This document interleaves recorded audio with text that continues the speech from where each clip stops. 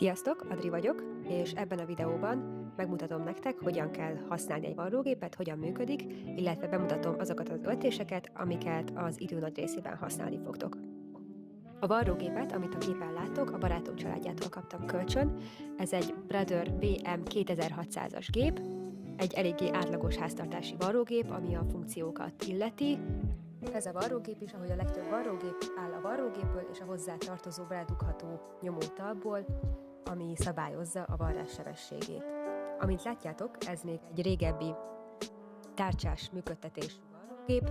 Az újabb modellek azok már inkább elektromos kijelzővel, elektronikusan működtethetők, így választod ki a funkciókat, a töltéshozt, öltésszélességet, mindent úgy tudsz állítani rajta, de akár analóg, akár digitális, akár régi, akár új, a működésük eléggé megegyezik.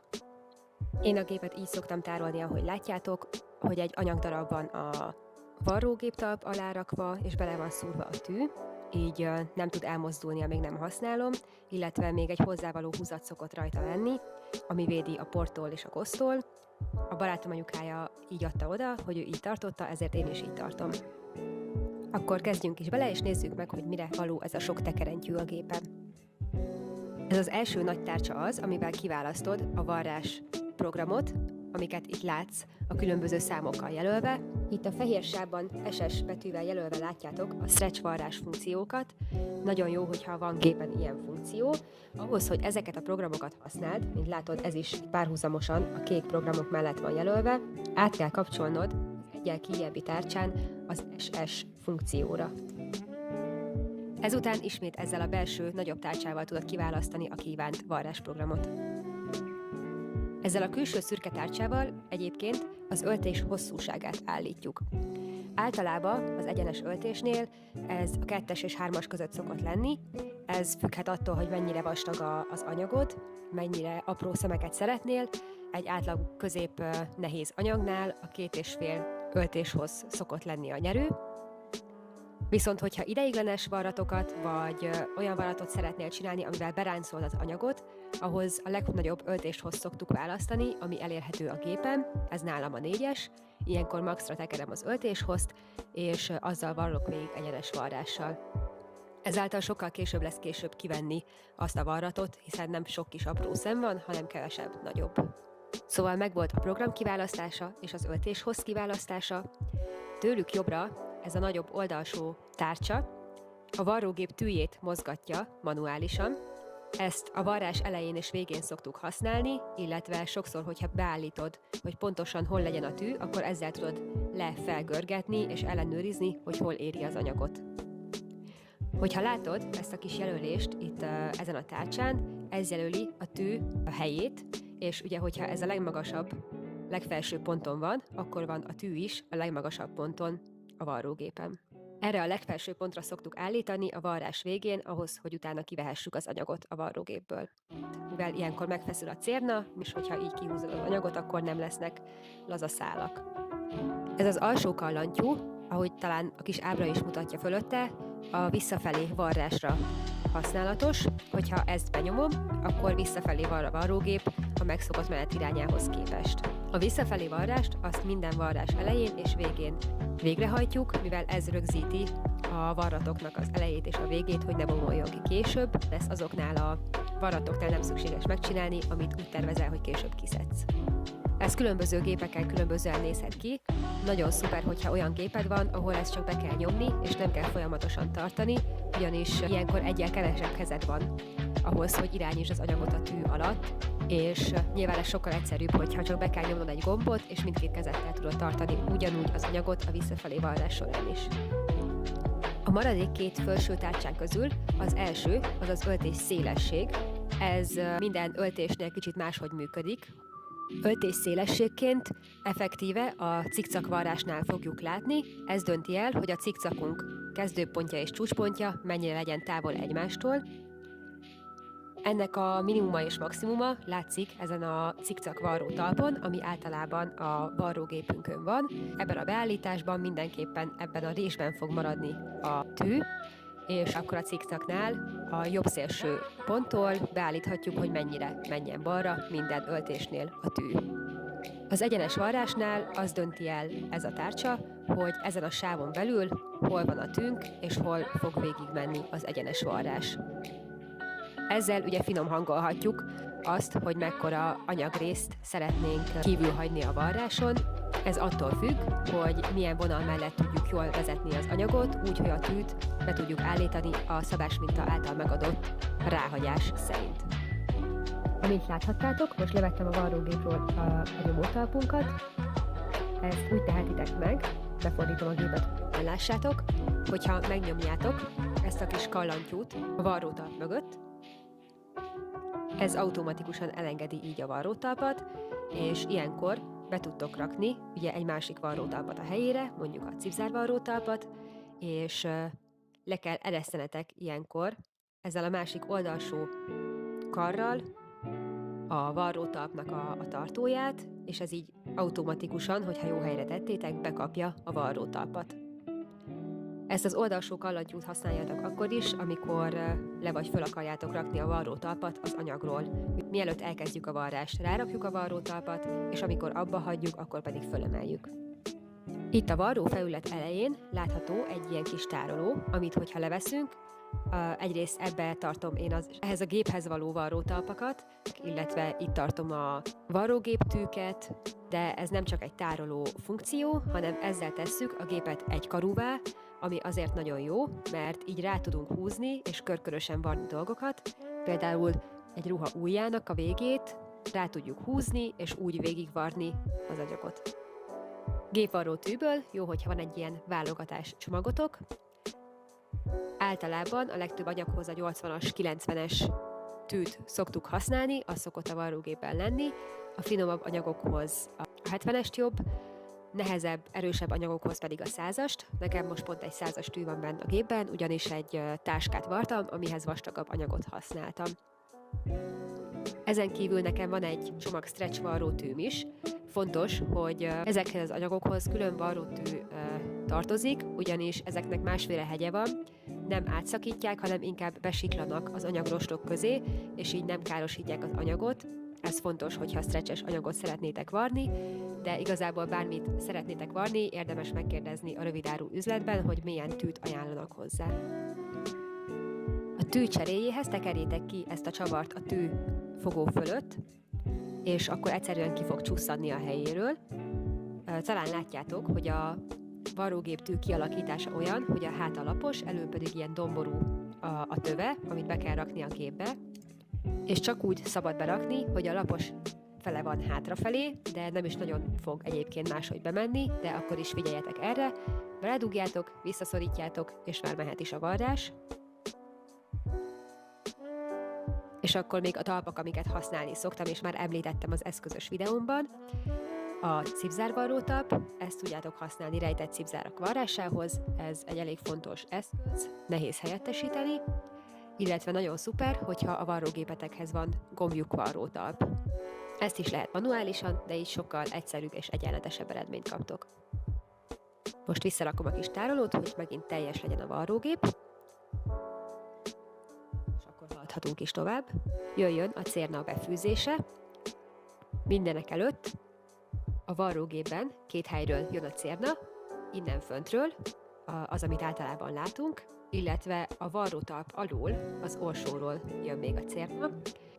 Erre valahogy rá kell tekerni a cérnát, erre minden varrógép alkalmas, és nagyon részletes utasításai lesznek arra, illetve ábrái, hogy hogyan tedd ezt meg. Ezt most az én varrógépemen bemutatom. Először is az orsót rá kell raknunk erre a kis kialakított kallantyúra, erre eléggé rá fog pattanni, nehogy leessen róla, és aztán a normál befűzés helyett a nagy cérnánkat az orsó feltekerési befűzés szerint kell föltekernünk. Először átvezetem ezen az előfeszítő tárcsán, majd pedig az ábra szerint beledugom az orsó lévő kis lyukba a cérna végét, majd az orsó tartó konzolt nagyon erősen hozzányomom ehhez az oldalsó tárcsához. Ezután be kell kapcsolni a varrógépet, látjátok, hogy fel is kapcsolódott a kis varráshoz tartozó lámpa, hosszabban megfogom a cérnát az orsó fölött, ezt egy ideig tartani kell, elkezdem nyomni a talpat lent a gép alatt, és hogyha párszor már föltekeredett az orsóra a cérna, akkor ezt a hosszú cérnát levágom, és onnantól pedig megy a tekerés. Zaj cérnát tartani szoktam fölülről, mert hajlamos leugrani az egészről orsótekerés közben, és igazából addig szükséges, nincsen sok orsó, mondjuk nincsen külön minden színhez, 2 orsóm van, amit felváltva tekerek fel színekkel, és próbálok sacra annyit tekerni rá, amire szükségem lehet.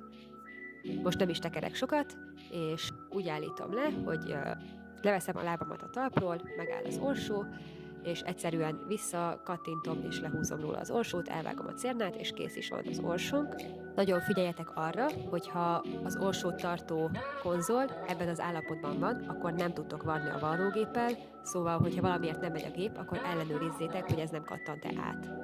Ezután befűzzük a felső cérnát az alapábra szerint, ezt kövesd le a saját varrógépeden, nem lesz bonyolult, és hogyha tényleg varni fogsz, akkor ez már nagyon gyorsan fog menni. Ezután az orsót ezt be kell rakni a helyére, ahonnan kivettük. Itt is nagyon figyeljetek rá, hogy az ábra szerint rakjátok be az orsót, és jó irányba nézzen a cérna, mivel csak ekkor lesz megfelelő feszességű a varráshoz, és így fog jól működni. Ha mindkét cérna kész van, akkor kicsit húz kijjebb a tűből a cérnát, hosszabban, hogy legyen hosszú farka, és a manuális tárcsánkkal a gép oldalán levisszük a tűt, hogy felszedjük vele az alsó cérnát. Hogyha elkapta és feljött, akkor benyúlunk. Hát én beszoktam nyúlni egy ollóval, és segítek a cérnának kijönni az alsó tárcsából, és hogyha ez szépen kijön, akkor biztos, hogy mindent jól befűztünk, és igazából készen állunk a varráshoz. Elsőként jöjjön az egyenes varrás, amit az idő nagy részében használni fogunk, hiszen kvázi minden varratot ezzel hozunk létre. Itt kiválasztom 2-es programot, nálam ez az egyenes varrás, aztán megnézem a szálfeszességet, a baloldali tárcsa az öltés feszességet állítja. Ez általában a 4-es, 5-ös környékén szokott lenni a használati utasítás szerint, azonban ez minden anyagnál, akár összetételében, akár súlyában más szokott lenni, szóval mindig végezzetek egy kis varráspróbát az anyagotokon, és állítsátok be azt szerint, hogy mi a jó annak az anyagnak. Nekem általában az 5-ös, 6-os szokott működni, most letekerem egy 5-ösre, illetve a jobb oldali tárcsával beállítom, hogy melyik részén szeretnék a varrótalpnak varni a tűvel. Ezt most a legszélére állítom a 0-ra. Ezután beigazítom az anyagot, most a varrótalp széléhez képest fogok varni. A cérna végeket kihúzom a talp hátulja felé, hogy ne adjon bele a létrehozott varrásba. Majd kezdek pár hátrafelé öltéssel. Minden varrás elejét és végét ezzel kell kezdeni, illetve zárni, azért, hogy rögzítsük az öltést. Ezután lassan, nyugodtan elkezdhetünk varni. Nem jó, hogyha sietünk, mert a szálakat összekaphatja a varrógép. Sajnos ez a manuálisan nyomott talppal kicsit nehéz, igazából nehéz sebességet tartani. Hogyha olyan varrógéped van, amin lehet kontrollálni a varrógép maximális sebességét, akkor azt mindenképpen ajánlom. Tök király, hogyha lehet maximalizálni, főleg kezdőként mondjuk a varrógép sebességét, mert akkor sokkal kevésbé kell arra koncentrálnod, hogy mekkora erővel nyomod le a talpat. Látszik, hogy egy szép egyenletes varrást hozott létre a gépünk, nem kell állítani a feszességem. Én ezt sokáig nem tudtam, de egyébként a cérnát nem csak ollóval vághatod el, hanem hogyha kihúzod, akkor nekem például itt oldalt felül van egy kis penge, amivel le lehet vágni a cérnát. Úgyhogy én sokszor így szoktam levágni a varrás végén. Az anyagot nem kell tolni, csak szépen irányítani, a gép az adagolja be magának, és húzza, csak azt kell figyelnünk, hogy egyenesen menjen, vagy az szerint a vonal szerint, ami szerint mi szeretnénk.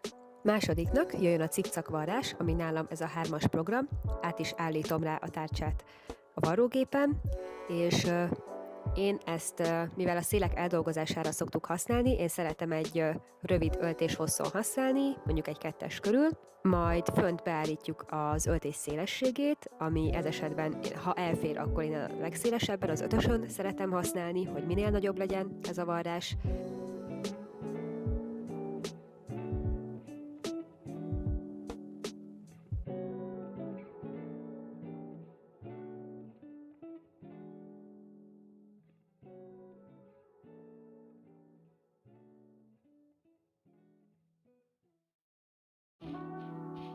Az öltés feszességgel pedig úgy lehet játszani, ahogy az anyag kéri.